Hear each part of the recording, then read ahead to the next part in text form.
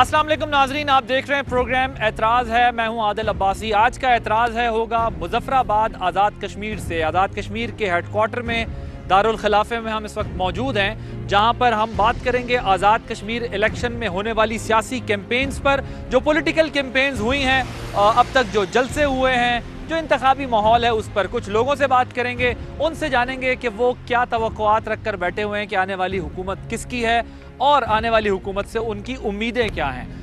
आज के प्रोग्राम में हम जो 45 नशिस्तें हैं आज़ाद कश्मीर की, उस पे जो तगड़े उम्मीदवार हैं उनका आपको बताएंगे कि जिन हलकों में टफ कंपटीशन होना है, सख्त मुकाबला होना है, और साथ ही जो है वो आपको सूरत हाल भी बताएंगे कि किसका पलड़ा किस जगह पर भारी है। मुजफ्फराबाद में आपकी ज़ाहिर जमातें यहाँ जो इलेक्शन लड़ रही हैं वो तो हमें पता ही है, लेकिन आपके ख्याल में कौन जीतेगा पूरा ओवरऑल इलेक्शन जो है?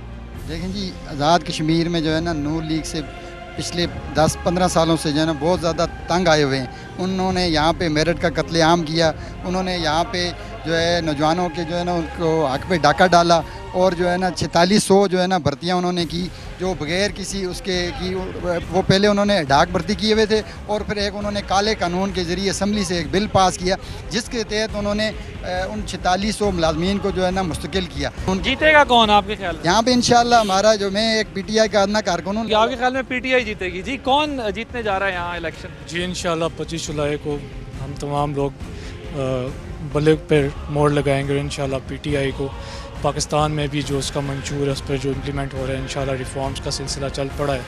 इंशाल्लाह इसी तरह आज़ाद कश्मीर में भी PTI की हुकूमत बनेगी, और यहाँ पर भी इंशाल्लाह हकीकी तब्दीली जो अभी तक इंशाल्लाह। क्या पाकिस्तान में PTI वो कौन से 2-3 ऐसे मंसूबे या तब्दीली लाई है जो आप यहाँ लाना चाहते हैं? जी इंशाल्लाह देखें, अभी रिफॉर्म्स का सिलसिला अभी टेबल पर हैं, और स्ट्रक्चरल रिफॉर्म्स हैं, इदारों में रिफॉर्म्स हैं। उसके अलावा मेगा प्रोजेक्ट्स हैं, जैसे 1960s के बाद अभी डैम्स की कंस्ट्रक्शन जो है शुरू हुई है पाकिस्तान में। उसके अलावा इंफ्रास्ट्रक्चरल डेवलपमेंट भी। आपको इसलिए लगता है कि ये चीज़ें करेंगे, यहाँ पर भी हुकूमत बन जाएगी तो ये काम फिर यहाँ भी हो? जी जी इंशाल्लाह वही विजन है PTI का, वो जाम यहाँ। थैंक यू जी। कौन जीतेगा जी इलेक्शन? इंशाल्लाह PTI विन करेगी। जैसे ना सिर्फ हल्का 3 से बल्कि पूरे आज़ाद कश्मीर से PTI विन करेगी। जी अस्सलाम वालेकुम जी। इलेक्शन कौन जीतेगा जी आपका? कौन सी पार्टी जीतेगी? ये तो अल्लाह ही जाने जी। आपकी राय क्या है? आपके ख्याल में कौन जीतेगा? अल्लाह तो जानते हैं। इंशाल्लाह नून लीग को चाहिए। उसकी वजह? उसकी वजह कि यहाँ जो लोग ज़्यादा हैं ना अक्सरियत में, वो उन्हीं के साथ हैं, और उन्होंने काम काज भी करवाए हैं। अच्छा, कुछ लोग कह रहे हैं कि उन्होंने काम काज नहीं करवाए हैं और पैसा कमाया है। आप कह रहे हैं कि उन्होंने क्या काम करवाए हैं आपके ख्याल में? यहाँ नज़र नहीं आते, लेकिन गिरद दुआ में सराउंडिंग में जो है ना वो अच्छी सड़कें बनाई हैं। अच्छा, अच्छी बिल्डिंग्स भी बनाई, सड़कें भी बनाई हैं। अच्छा, तो इसलिए आपके ख्याल में मुस्लिम लीग नून जीत जाएगी? जी इंशाल्लाह दोबारा। लेकिन ऐसा कभी हुआ नहीं है, जो वफाक में पार्टी होती है उसी की यहाँ हुकूमत? मैंने पहले कह दिया, अल्लाह ही जाने। हाँ, ये फ्यूचर की बात है ना। हाँ। बंदा कह तो कोई नहीं सकता। मुकाबला सख्त है यहाँ। सख्त मुकाबला है? हाँ, मुकाबला तीनों पार्टियों का मुकाबला है। और इस सख्त मुकाबले की वजह क्या है? शऊर आ गया है लोगों में, शऊर आ गया है। मतलब है हर बंदा समझता है, मतलब है वोट जो है उसकी कदर और कीमत क्या है। अच्छा, तो इस तरह तो मतलब आपके ख्याल में माजी जैसा इलेक्शन नहीं होगा? जैसे माजी में जो वफाक में पार्टी होती थी वो आसानी से जीत जाती थी, अब आसानी से जीत नहीं होता ऐसा ही है। यहाँ जो लोगों की जहन में ये है कि वहाँ जो पार्टी है वो इधर भी वही होती है। हाँ।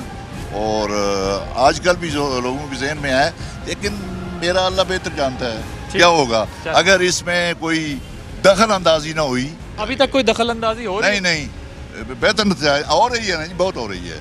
इसलिए कि वफाकी वज़रात दूसरे से आकर यहाँ उस तरह का नहीं करना चाहिए जो उनका रवैया है।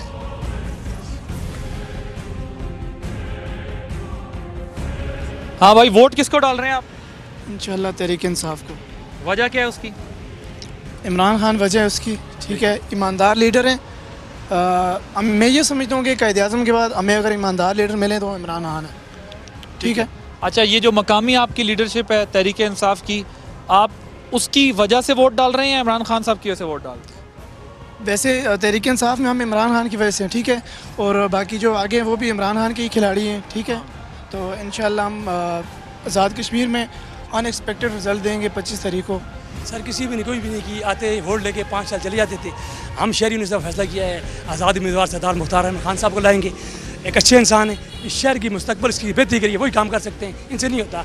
ये तमाम आजमाए हुए लोग हैं, इनको हमने वोट नहीं देना। हमने फैसला पूरे मुजफ्फराबाद शहर ने इंशाल्लाह किया हुआ है, नए बंदे को इंशाल्लाह लाएंगे और मुख्तार खान साहब को इंशाल्लाह ताकि असेंबली में ले जाएंगे, गरीब मजलूम लोगों की आवाज़ बना के पेश करेंगे इंशाल्लाह। इस वक्त रोड की हालत देख लें, गंदगी, पीने का साफ पानी हमें नहीं मिल रहा है, और उसके अलावा जो है ना कोई मेन मेगा जो है ना प्रोजेक्ट वो हमें कहीं नहीं नज़र आ रहा है। बहरहाल इस हवाले से जो है ना वहाँ में सख्त जो है ना तशवीश पाई जाती है कि हुकूमत ने यानी कि कोई खातिर ख्वाह काम नहीं किए। अस्सलाम वालेकुम, क्या नाम है आपका? मोहम्मद नसीम अवान। अवान साहब, किसको वोट डाल रहे हैं? सर वोट तो हम डालेंगे किसी को देखकर जो आवाम के लिए बेहतर हो। अब महंगाई तो इतनी अरूज पे चली गई है कि जो 1 किलो आटा दिन को हम पूरा दिन भाग कर शाम को 1 किलो आटा नहीं ले सकते हैं। घर में बच्चे हैं, 3-4 बच्चे हैं, वो कोई पढ़ रहे हैं, कोई क्या, उनकी ट्यूशन, उनके जो है वो तालीम के पैसे हम फीस नहीं पूरी कर सकते हैं। तो वोट किसको देंगे आप, ये नहीं वोट देखेंगे अब जो हमारे जहन में जो बेहतर हमें नज़र आया उसको देंगे। कि खुदा के लिए ये गरीब आवाम को जीने दें, इनको जीने का हक दें। तो आपको फैसला तो करना होगा ना कि मैंने महंगाई है। ये लोग गरीब आवाम को मार नहीं सकते, हमारे लीडर अल्लाह पाक इनके साथ है। वोट हम देंगे, वोट देंगे, लेकिन आप बता नहीं रहे। हम एंड टाइम पे हमें जो हमारे जहन में हमें अच्छा लगा हम उसको देंगे, जो मुखलस हुआ। तो वोट किसको देंगे आप? हम तो पीपल पार्टी को वोट देंगे। पीपल्स पार्टी को? अच्छा, उसकी वजह क्या है पीपल्स पार्टी को वोट देने की? पीपल पार्टी कश्मीर के लिए सबसे बेस्ट है। अच्छा, वो कैसे? जब जितनी उन्होंने हुकूमत की हमारे बहुत काम किए। मसलन क्या काम किए? हर काम हमारा उन्होंने बहुत सही किया है। नून आई है मगर इन्होंने इतना काम नहीं किया जितनी पीपल पार्टी हमारे कश्मीर के लिए बहुत बेस्ट है। अच्छा, हम तो पीपल पार्टी को वोट देंगे। आपको क्या लगता है मुकाबला सख्त होगा या पहले की तरह ही? मुकाबला तो बहुत सख्त है। अच्छा। इस बार नून का तो नहीं है, पीटीआई का और पीपल पार्टी का है। पीटीआई पीपल्स पार्टी का है? जी। नून का मुकाबला सख्त नहीं है? वो तो इस बार बहुत कम लीड पर है ना, तो जो इस टाइम मौजूदा हालात हैं ये पीटीआई के और पीपल पार्टी के। कौन जीतेगा जी इलेक्शन? जी इलेक्शन तो पीटीआई के चांस नज़र आ रहे हैं। अच्छा जी। और आप तो किसके साथ हैं? आप किसको वोट डालें? हम तो जमात इस्लामी के साथ हैं। तो जमात इस्लामी के वोट किसको डालेंगे आप? सैयद नज़ीर हुसैन शाह साहब हैं। जमात इस्लामी को डालेंगे? जी जमात इस्लामी। लेकिन आपको पता है कि जमात इस्लामी हार जाएगी? जी ये हमें कन्फर्म है, इसमें कोई शक नहीं। कोई शक वाली बात नहीं। सर नून की हुकूमत बिल्कुल ठीक है सर, हम खुद मानते हैं। लेकिन इन्होंने इतनी महंगाई नहीं की है, सारा काम शाम थोड़ा बहुत कराया उन्होंने। लेकिन ये मसला है, ये तरीके इंसाफ वाले, लेकिन उन्होंने महंगाई बहुत किया, गरीब आदमी के लिए कुछ नहीं छोड़ा। थोड़ी बहुत फरूक आजम साहब ने इलाकों में काम किया है उन्होंने, महंगाई उनके दौर में कम हुई है, इस वजह से महंगाई, हम गरीब लोग हैं, महंगाई क्या सोचते हैं? कोई शक नहीं, क्योंकि हमेशा रूज की तरफ लोग जा रहे हैं। अच्छा। तो हमारी कोशिश ये है कि हमारा ये पैगाम है पूरी कौम तक कि वो अरूज की तरफ ना जाएं खुदारा, क्योंकि मुल्क के और पूरी कौम के साथ गद्दारी हो रही है। अच्छा। हमें लीडरों की नहीं ज़रूरत, हमें रहनुमाओं की ज़रूरत है। यही होगी इंशाल्लाह, इंसाफ की और पीटीआई की हुकूमत होगी जनाब। ये जो हम चल रहे हैं पीटीआई के साथ जो है तावन हमारा, इंशाल्लाह जो है पीटीआई की होगी हुकूमत। नवाज शरीफ जो था ना उसके दौर में सस पाई थी, मकसद बेहतर था। वो ये कहते हैं ना वो चोर है, ये खुद चोर है, वो चोर नहीं है, वो काम करवाते हैं, सस भाई होती है, लोग खुश होते हैं, कारोबार होते हैं। इसने बोला था ना जो जिस मुल्क में महंगाई बढ़े उस मुल्क का चोर होता है। अब क्या बात है, चोर नहीं है ये, महंगाई नहीं बढ़ी है। चीनी 50 रुपये किलो आज 110 रुपये किलो मिल रही है, आटा 1250 रुपये मान, 1200 रुपये मान, आज 2600 रुपये मान आटा, ठीक है। घी का डब्बा 850 वाला 1650 रुपये का है। ये क्या चाहिए, क्या चाहिए? आने वाले दिनों में हुकूमत पीपल्स पार्टी की होनी चाहिए हमारे साथ। जो इस शहर का सबसे बड़ा मसला है वो यही कि एक महंगाई कम होनी चाहिए। उसके बाद ये जो नाले गंद वगैरह इधर बल्दिये का कोई सिस्टम नहीं है, उसको ठीक करना चाहिए। बात ऐसी है ना, जो गवर्नमेंट पाकिस्तान में होती है ना, वो उसका जो इधर जो है बजट सही नहीं देते। तो इस तब्दीली से मुस्लिम लीग नून की गवर्नमेंट बेहतर है। हमें पुराना पाकिस्तान मंजूर है, नए पाकिस्तान के हम मुखालिफ। सबसे मेन मसला जो है वो हमारी जो रोड्स हैं वो सबसे बड़ा प्रॉब्लम है। फिर उसके बाद ये है कि घर घर में, यानी इस तरह से सिटीज़ के अलावा जो अगर साइड एरिया पे देखें वहाँ पे पानी के बहुत ज़्यादा मसाइल हैं। मेरे ख्याल से तो ये शहर ही को आना चाहिए, नवाज शरीफ को आना चाहिए। वजह क्या है वो आप खुद भी देख सकते हैं, वजह क्या हो सकती है। महंगाई देखें आज किस कदर है, पहले का टाइम कैसा था। मेरे साथ इस वक्त मौजूद हैं सरदार रज़ा साहब, हमारे मकामी नुमाइंदे हैं मुजफ्फराबाद आज़ाद कश्मीर से। तकरीबन 20 साल से जो है ये कवर कर रहे हैं इलेक्शंस को यहाँ पर, और इनसे ज़रा पूछेंगे कि यहाँ पर जो इस वक्त सूरत हाल है, पहली बार ये कहा जा रहा है कि आज़ाद कश्मीर का इलेक्शन थोड़ा मुख्तलिफ होगा, मुकाबले भी सख्त होंगे, और ज़ाहिर एक ट्रेंड तो यहाँ चला आ रहा है, जो वफाक में हुकूमत वहाँ वो ये हुकूमत यहाँ भी बन जाती है, लेकिन इस दफ़ा कितना आसान या मुश्किल होगा दोबारा उस रिवायत को बरकरार रखना जो माजी में रही है।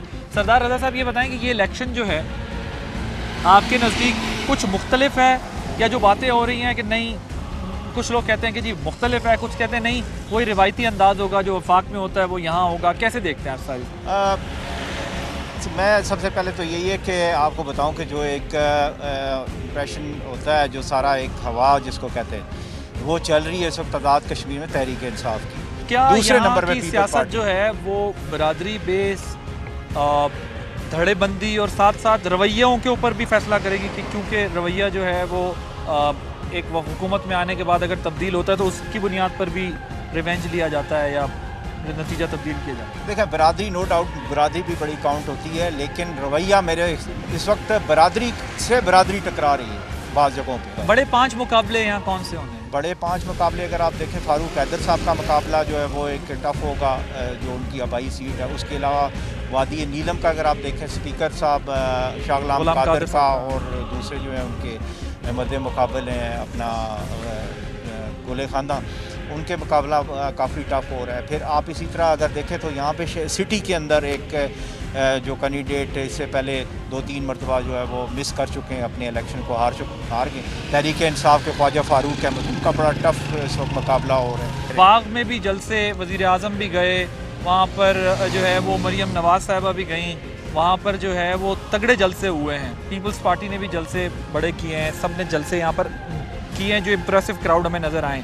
लेकिन अगर हम देखें तो जलसे तो डिटर्मिन नहीं करते इंतखाबी सियासत को, वो एक दिन माहौल बिल्कुल मुख्तलिफ होता है जब इंतखाब होता है। बाग में क्या सूरत हाल होगी वहाँ पर? बाग की सूरत हाल, वहाँ पे बरादरी को ज़्यादा काउंट किया जाता है, बरादरी पे इलेक्शन लड़े जाते हैं। लेकिन मैं आपको ये भी बताऊँ कि सबसे ज़्यादा आज़ाद कश्मीर में अगर कोई चीज़ काउंट होती है तो वो रवैया होता है। सही है। अगर आपका तकबराना रवैया किसी के साथ, तो बरादरी टूट जाती है। बिल्कुल बाग में जिस तरह आप देख लें कि कमर जमान साहब, मैं समझता हूँ कि शेर बाग उनको इसीलिए कहा जाता है कि जितने उन्होंने काम किए तामीर तरक्की में शायद ही किसी ने तारीख में कभी करवाए हैं, लेकिन जब उनको अपनी बरादरी ने हराया तो वो चौथे नंबर पे आए। तो सबसे बढ़िया इस वक्त नून लीग को जो डेंट पड़ रहा है वो सिर्फ उनके तकबराना रवैये, लोगों के साथ कोई मेल जोल उन्होंने नहीं रखा, और तामीर तक कोई प्रोजेक्ट उन्होंने बड़ा प्रोजेक्ट नहीं मुश्ताक मिनाज साहब वज़ीर इत्तलात भी हैं यहाँ पर, सहाफ़ी भी रहे हैं, वो उनकी क्या पोजीशन है? मुश्ताक मिनाज साहब भी उस तरह की प्रोग्रेस शो नहीं कर सके जो उनको एक उम्मीद के तौर पे लाया गया था, और लोगों ने मतलब उनको इसीलिए लाया था कि अपनी बरादरी के बंदे को उन्होंने पीछे करके उनको लाया आगे, तो वो उस तरह की प्रोग्रेस नहीं दे सके जिस तरह उनको देनी चाहिए। तो अभी मेरे ख्याल में वो भी शायद तीसरे चौथे नंबर पे होंगे, या शायद इससे। जब जलसे हो रहे हैं और जलसों के अंदर ये कहा जाता है कि जी जो मोदी का यार है गद्दार है, ये कहा जाता है, मसलन मैं आपको मिसाल देता हूँ कि बिलावल साहब ने कहा कि हम वो नहीं है। एक वज़ीर आज़म दुआ करता है कि मोदी इलेक्शन जीत जाए, एक वज़ीर आज़म अपने घर की शादियों और वलीमों पे दावत देते हैं। सो ये दो लोग हैं, और हम तो देखें कश्मीर के मसले को जो है वो भुट्टो साहब के ज़माने से और आज तक, मोहतरमा के ज़माने से लेकर आज तक हम इसी तरह चला रहे हैं जिस तरीके से अक़वाम मुत्तहिदा में करारदादों में चलाना चाहिए। सो लोग कैसे ले रहे हैं उसको? इसके बरक्स वज़ीर आज़म ने भी कहा यहाँ डाकू आ गए, चोर हैं, ये मुझसे एनआरओ मांगते हैं, वही मुल्क की सियासत नज़र आई। और मरियम साहिबा ने भी ये कहा कि जिसने कश्मीर का सौदा किया, बेच दिया, या इसको सूबा बनाने के बाद। सो लोग कैसे ले रहे हैं सारी सौदा? क्या उनके लिए ये नई चीज़ है, शॉकिंग है, या फिर वो समझते हैं ठीक है, नहीं वही वाली बातें हों? आदिल भाई, ये मैं समझता हूँ कि ये बिल्कुल एक कोई बड़ी बात नहीं है, ये वही वाली बात, लोगों को पता है, लोग समझते हैं सारी चीज़ों को कि पाकिस्तान के वफाक की बातें, वफाक की लड़ाई आज़ाद कश्मीर में आप ला के डिस्कस कर रहे हैं। यहाँ के मसाइल को आप डिस्कस करें, हम आपको ये देंगे, ये मसाइल हल करेंगे। अभी मरियम नवाज़ जो है उन्होंने कहा कि मैंने चप्पा चप्पा यहाँ पे छाना, और वही हाल तहरीक इंसाफ का भी, और वही तकरीरें वही पीपल्स पार्टी की भी। लेकिन क्या किसी ने जिक्र किया कि आज भी तकरीबन 200 से ज़ायद स्कूल जो हैं वो डिवीज़न मुजफ्फराबाद में बगैर छत के हैं और बच्चियाँ और बच्चे बाहर बैठ के पढ़ रहे हैं। ज़लज़ले के दिनों किसी ने कोई वो जिक्र नहीं किया। पानी हमारी जो बहनें माएँ बेटियाँ अभी भी सरों पे उठा के दूर दराज इलाकों से लेके आती हैं और बहुत से मसाइल हैं यहाँ पे जो डिस्कस होने चाहिए थे। एनवायरनमेंट जो इतना हमारा गंदा हुआ है नीलम झेलम हाइड्रल बनने के बाद, उसके ऊपर किसी ने कोई बात नहीं की। Thank you so much. Sardar Raza हमारे नुमाइंदे हैं मुजफ्फराबाद आज़ाद कश्मीर में, बता रहे थे कि इलेक्शन किस तरह का होना है, कैसे जो है तगड़े मुकाबले होने हैं किन हलकों के अंदर। और जो सबसे इम्पॉर्टेंट बात ये है जो हम बार बार फोकस कर रहे हैं अपने प्रोग्राम्स के ज़रिए कि बात गवर्नेंस, डेवलपमेंट, पार्टी पॉलिसी और मंशूर पर होती तो बेहतर होता, लेकिन अनफॉर्चुनेटली फोकस जो है वो पाकिस्तान की सियासत के इल्ज़ामात ही रहे आज़ाद कश्मीर के इंतखाबात में। आज़ाद कश्मीर का इलेक्शन इस बार माजी के इलेक्शन से मुख्तलिफ है, क्योंकि माजी में जो जमात वफाक में होती थी वो आसानी आज़ाद कश्मीर का इंतखाब जीत लेती थी। उसकी कई वजूहात हैं, गवर्नेंस से मुताल्लिक मामलात हैं, माली मुआवनत से मुताल्लिक मामलात हैं, तो अमूमन आज़ाद कश्मीर में वही जमात जीतती थी जो वफाक में हुकूमत में होती थी। लेकिन इस इंतखाब में ये कहा जा रहा है कि सियासी जमातों ने अपनी पोजीशन खासी मुस्तहकम कर ली है। पीपल्स पार्टी जो मुल्क के दीगर हिस्सों में अगर आपको कहीं कमज़ोर दिखाई दे तो यहाँ पर उसकी फुटिंग आपको ज़रूर दिखाई देती है। यहाँ पर आपको PMLN की भी पोजीशन जो है वो बेहतर दिखाई देती है। तहरीक इंसाफ पहली बार इलेक्शन लड़ रही है, इसलिए वफाकी हुकूमत होने की वजह से उसको एक एडवांटेज हासिल है कि वफाकी हुकूमत की जमात ही यहाँ पर शायद इंतखाब में जो है वो बरतरी हासिल कर ले। लेकिन देखना ये होगा 25 जुलाई को कि जो बातें की जा रही हैं क्या वो दुरुस्त हैं कि सियासी जमातों की यहाँ पर मौजूदगी जो है वो इस इंतखाब को माजी के इंतखाब से मुख्तलिफ बनाएगी। यहाँ पर जलसे हो रहे हैं, पीपल्स पार्टी ने भी अच्छे जलसे किए हैं, PMLN ने भी अच्छे जलसे किए हैं, तहरीक इंसाफ ने भी अच्छे जलसे किए हैं। जलसों की हद तक खासी गहमा गहमी है। 53 नशस्तें हैं, ये टोटल 45 जनरल नशस्तें हैं जिसके ऊपर ये इंतखाब होना है ख़वातीन और टेक्नोक्रेट्स की मिलाकर। देखना यह है कि इनमें बड़ा नंबर हासिल करने में कौन सी जमात जो है वो कामयाब होती है। सियासी जमातों ने इस बार एक और हिकमत अमली इख्तियार की जो कि माजी की बनिस्बत मुख्तलिफ थी और अफसोसनाक थी। अफसोसनाक इस एतबार से कि यहाँ पर सियासी जमातों ने जो मैच लगाया, जो तकरीरें की, जो मुखालफत एक दूसरे की उसको बुनियाद बनाया पाकिस्तान की सियासत की। पाकिस्तान की सियासत में जो इल्ज़ामात का सिलसिला जारी है, एक दूसरे के ऊपर जमातें लगाती हैं, उसकी झलक नहीं बल्कि एग्जैक्ट फ़ोटो कॉपी जो है वो हमें यहाँ पर नज़र आई। इस एतबार से ये इलेक्शन ज़रा मुख्तलिफ नज़र आएगा, क्योंकि सियासी जमातों की माजी में जो यहाँ पर पॉलिसी होती थी वो ये होती थी कि उन्होंने तनकीद करनी होती थी माजी की हुकूमत पर जो यहाँ पर गई है। मसलन PMLN माजी में पीपल्स पार्टी की गवर्नेंस को निशाना बनाती थी और ये कहती थी कि पीपल्स पार्टी ने जो कि आज़ाद कश्मीर के आवाम को वो रिलीफ नहीं दिया तो उन्हें मिलना चाहिए था।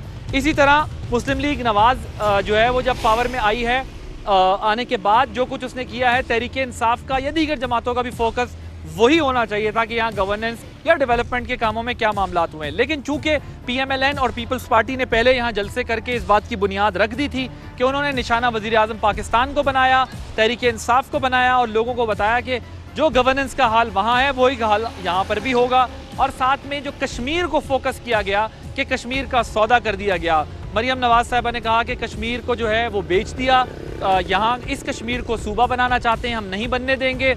यहाँ तक बात की गई कि ये इंतखाब जो है हम आपको चोरी नहीं करने देंगे, और ये तक कहा गया कि ये हुकूमत अगर यहाँ पर आई तो जो वफाकी हुकूमत में उनके मसाइल हैं वो यहाँ पर लेकर आएगी। अब आज़ाद कश्मीर को भी काटने की तैयारी हो रही है। मेरा भी यही नारा है कि बच्चा बच्चा कट मरेगा, कश्मीर सूबा नहीं बनेगा। इमरान खान बाग तशरीफ ला रहे हैं, इस्तकबाल अंडों और टमाटरों से न करना बुरी बात है, नहीं करना चाहिए। गले में फूलों के हार पहनाना, पहला हार आटा चोरी में नंबर 1, दूसरा चीनी चोरी में नंबर 1, मेडल पहनाना इज्जत से, वोट चोरी में नंबर 1। कश्मीर में उन्होंने अपनी एक ATM ढूंढ ली है, निहत्ते आजाद कश्मीर के शहरियों पर गोलियां चलाई। इतने घटिया लोग हैं, इलेक्शन कमीशन को भी ये फैसला देना पड़ा, पूरे कश्मीर का वजीर कश्मीर में ही दाखिल नहीं हो सकता। बिलावल भुट्टो जरदारी जब यहाँ आए तो उन्होंने मोदी सरकार को भी निशाना बनाया, तहरीक इंसाफ को भी निशाना बनाया और PMLN के ऊपर भी बात करते रहे। लेकिन बुनियादी तौर पर पीपल्स पार्टी का भी सारा फोकस तहरीक इंसाफ के ऊपर ही रहा और तहरीक इंसाफ और कश्मीर के ऊपर बात की गई कि इस हुकूमत ने कश्मीरियों के लिए कुछ नहीं किया और खामोशी साध ली।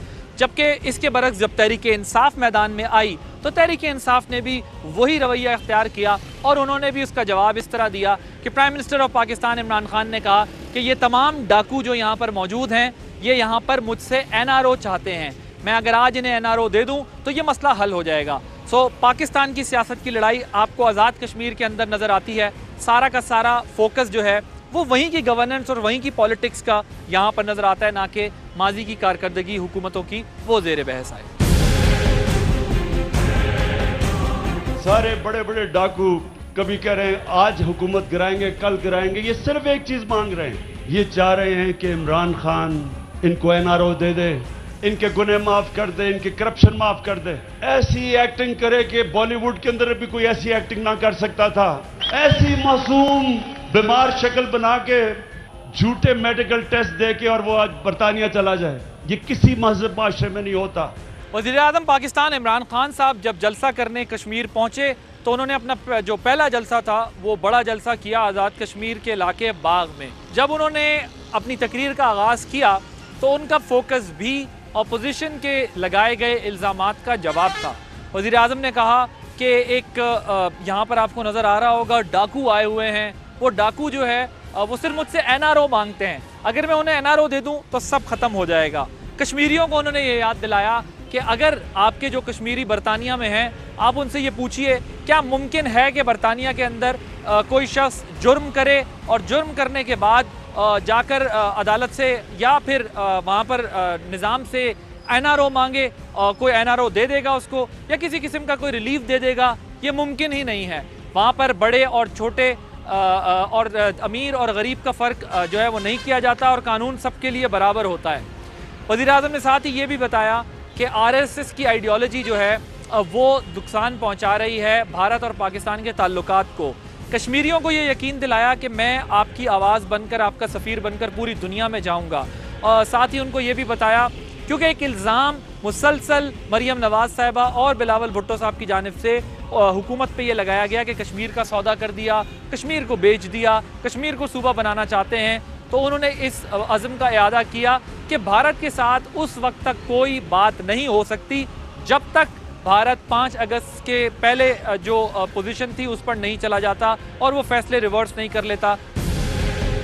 सब आपको सलाम कर रहे हैं मकबूजा कश्मीर के लोगों, इंशाल्लाह अच्छा वक्त आपके सामने आ रहा है। मैं आपको ये कहता हूँ कि इंशाल्लाह सारी दुनिया में आपका सफीर बनकर निकलूंगा, आपकी आवाज़ उठाऊंगा और उठाता जाऊंगा। जो आर्टिकल 370 और 35A के तहत किए गए हैं, वज़ीर-ए-आज़म ने जो है यहाँ पर जब बात की तो लोगों को ये बताया कि आज़ाद कश्मीर के अंदर तहरीक इंसाफ की जब हुकूमत आएगी तो आपको हम बहुत ऐसे मंसूबे देंगे जो हमने पाकिस्तान के अंदर दिए हैं, जिसमें कुछ कामयाब जवान और दीगर प्रोग्राम्स के हवाले दिए। ये आप बेफिक्र हो जाएं कि साल के आखिर तक सारे आज़ाद कश्मीर के लोगों को हम हेल्थ इंश्योरेंस देंगे। इंशाअल्लाह आज़ाद कश्मीर में आप देखेंगे कि कामयाब पाकिस्तान वो मॉडल है जो आपके निचले तबके को ऊपर उठाएगा। पीपल्स पार्टी की तरफ से बिलावल भुट्टो साहब ने पहले यहाँ पर अपनी कैंपेन चलाई। ना वो वज़ीर-ए-आज़म चाहते हैं जो इस्लामाबाद में बैठ के मोदी के इलेक्शन को जीतने का दुआ मांगते हैं, हम वो भी वज़ीर-ए-आज़म नहीं चाहते जो मोदी को दावत दे के अपने शादियां पे बुलाते हैं। पाकिस्तान पीपल्स पार्टी इस मुल्क का वाहिद जमात है जो कश्मीर में कभी सौदा नहीं कर सकता। हम तो दिल्ली का डिक्टेशन बिल्कुल ही नहीं मानते हैं और बड़े इज्जत के साथ हम इस्लामाबाद की डिक्टेशन भी नहीं मानते हैं। और उसके बाद जब वो अमेरिका के दौरे पर चले गए तो फिर आसफा भुट्टो जरदारी जो हैं वो यहाँ पर आईं और उन्होंने भी जो है वो अपने भाई की तरह, जैसे उन्होंने माजी में उनकी हेल्प करने के लिए कैंपेन चलाने के लिए गई थी, यहाँ पर भी जो है वो इसी तरह से आईं। बिलावल साहब ने जो बात की उन्होंने उसमें ये वाज़ेह तौर पर कहा कि हम ना वो हैं जो मोदी के इलेक्शन जीतने की ख्वाहिश का इजहार करते हैं यानी तहरीक इंसाफ, और ना ही हम जो है वो हैं जो अपनी शादियों पे दावतनामे भेजते हैं यानी कि मुस्लिम लीग नून। हम उनसे मुख्तलिफ हैं। आसफा भुट्टो जब यहाँ आई तो उन्होंने जब तकरीर की तो उन्होंने भी अपनी 3 नस्लों का जो है वो वास्ता और ताल्लुक़ कश्मीरियों को बताया। उन्होंने कहा मैं यहाँ पहली बार आई हूँ लेकिन हमारा यहाँ 3 नस्लों का रिश्ता है।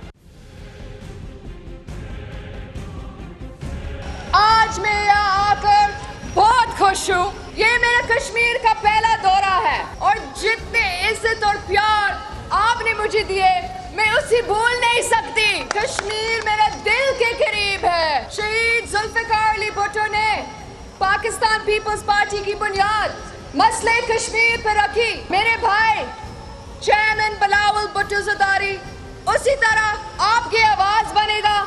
आज कुछ लोग कश्मीर में आकर बड़े बड़े दावे कर रहे हैं। जब मोदी ने हमला किया उस वक्त ये लोग कहाँ थे?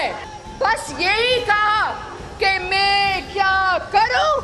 बीबी शहीद ने कहा था जहाँ कश्मीरियों का पसीना गिरेगा वहाँ हमारे खून गिरेगा।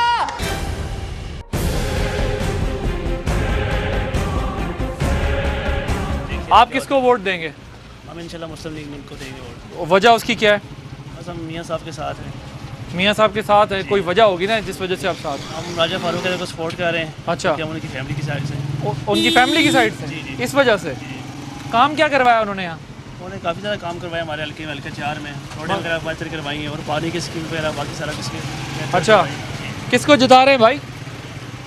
बिस्मिल्लाहिर्रहमानिर्रहीम। मैं इंशाल्लाह पीपल्स पार्टी को वोट दूंगा। पीपल्स पार्टी को वोट देंगे? जी जी। अच्छा, क्यों, क्या वजह है पीपल्स पार्टी को वोट देने की? पहले 2 साल नून लीग को दिया लेकिन उन्होंने काम वगैरह कुछ भी नहीं किया है, इसलिए ये भाई कह रहे हैं मुस्लिम लीग नून ने बहुत काम किया, आप कह रहे हैं कुछ नहीं किया। नीलम का रहने वालों इस वजह से। नीलम में नहीं किया काम? नहीं, कुछ काम भी नहीं किया। पीपल्स पार्टी ने काम किया वहाँ? जी जी किया है, बिल्कुल किया। अच्छा, किसी को गद्दार कहना चाहिए? नहीं कहना चाहिए, किसी भी नहीं। सही।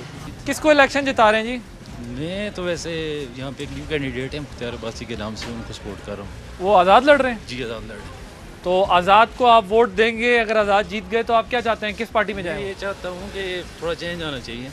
हमारा एक ट्रेंड बन चुका है ना, एक दूसरे को मतलब पहले ये कहते हैं कि ये गलत थे, ये चोर थे, ये डाकू थे, तो एक चेंज आना चाहिए। मतलब एक नए लीडर को मैं इसीलिए सपोर्ट कर रहा हूँ कि ट्रेंड चेंज होगा। नहीं मतलब गद्दार है आपके नज़दीक कोई जमात?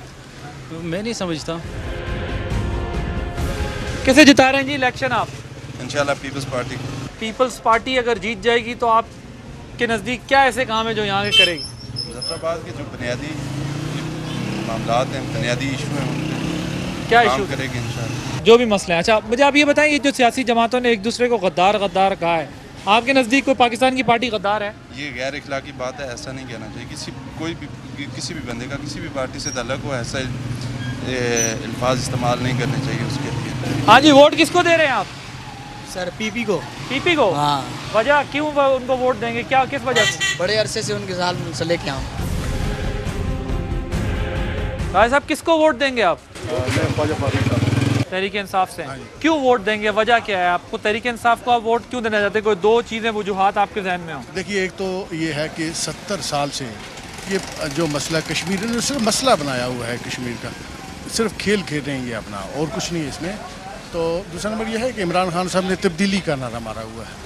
तो दरअसल इस गंदे निज़ाम को, इस घिसे पिटे निज़ाम को तब्दील करना सिर्फ इमरान खान ही कर सकता है और कोई नहीं करेगा। तो ये जो 3 साल में इनकी हुकूमत में महंगाई हुई, आप समझते हैं इसकी जिम्मेदारी पिछली हुकूमत पर है? नहीं, 3 साल में कौन सी महंगाई हुई है? पूरी दुनिया में महंगाई हुई है, खाली ये तो नहीं। अशिया बहुत महंगी हो गई, खाने पूरी दुनिया में महंगी हुई है सर, यहाँ सिर्फ पाकिस्तान। उसके असरात पाकिस्तान पे आ रहे हैं आप कह रहे हैं? तो यकीन देखें, कोई बंदा यहाँ पे काम करने को तैयार नहीं है। वो सिर्फ ये चाहता है कि गवर्नमेंट उसके घर तक, उसकी दहलीज तक पहुँचाए और वो आराम से बैठ के खाएं।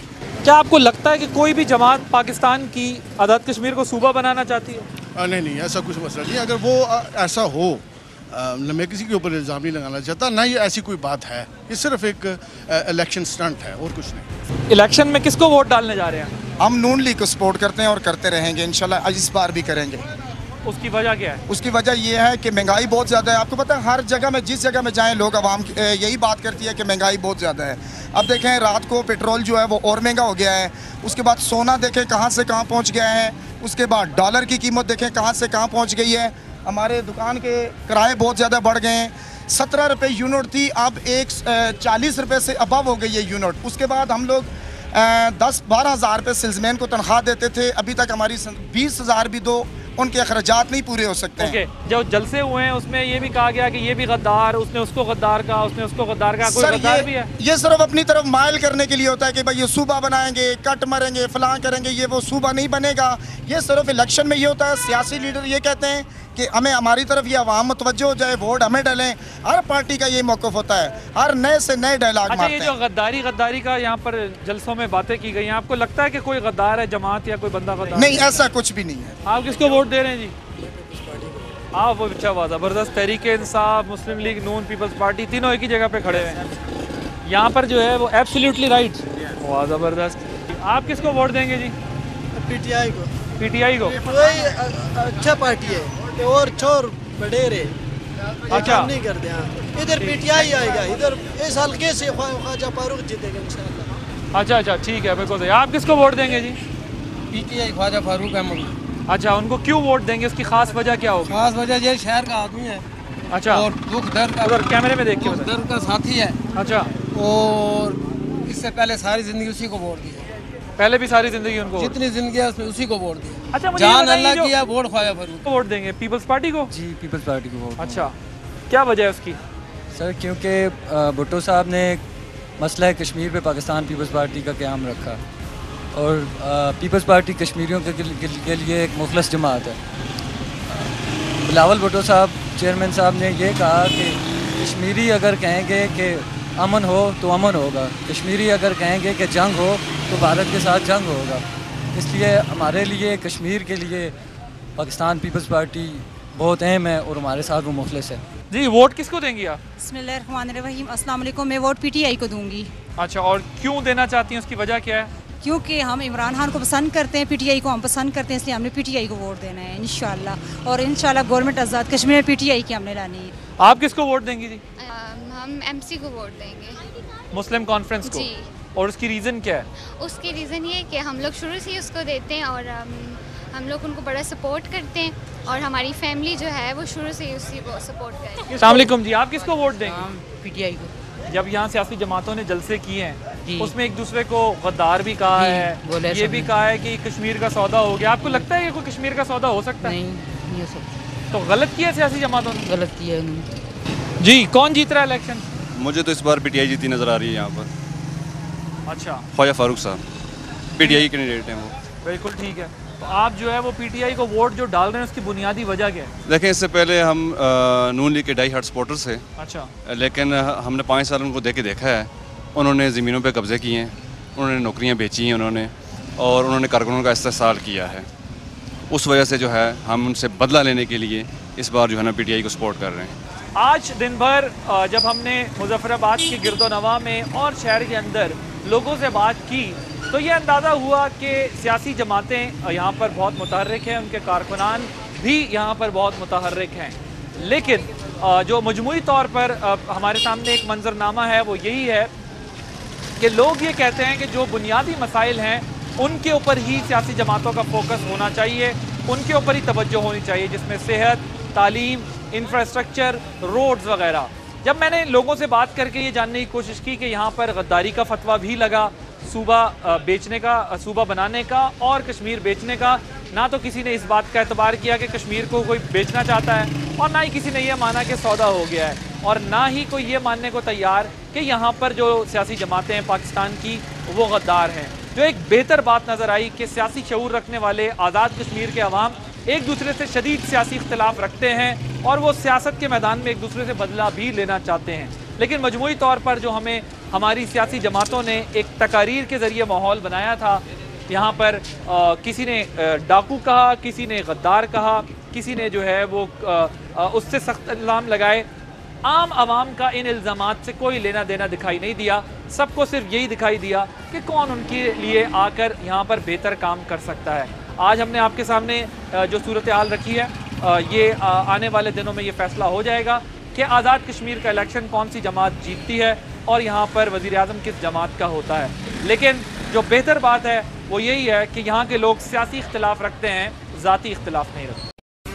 अहम तरीन खबरें अब एक क्लिक की दूरी पर, आपके पसंदीदा टॉक शोज हों या अहम मुल्की या गैर मुल्की शख्सियात की न्यूज कॉन्फ्रेंसेस, हर लम्हा बाखबर रहने के लिए सब्सक्राइब करें हमारा YouTube चैनल। मौसम की सूरत हाल हो या खेल के मैदान से खबरें, अपने मोबाइल फोन से मुल्की और बैनुल अक़वामी अहम खबरों तक रसाई के लिए डाउनलोड कीजिए मोबाइल ऐप बावसूख ज़राए से मुसद्दिका खबरों।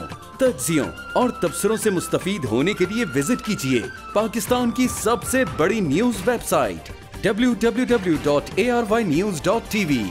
इन सब के अलावा पाकिस्तान का सबसे बड़ा फेसबुक पेज हो, सबसे बड़ा न्यूज इंस्टाग्राम अकाउंट या फिर ट्विटर, ARY न्यूज पहुंचा रहा है खबरें सबसे पहले आप तक, ताकि आप रहें हर लम्हा बाखबर।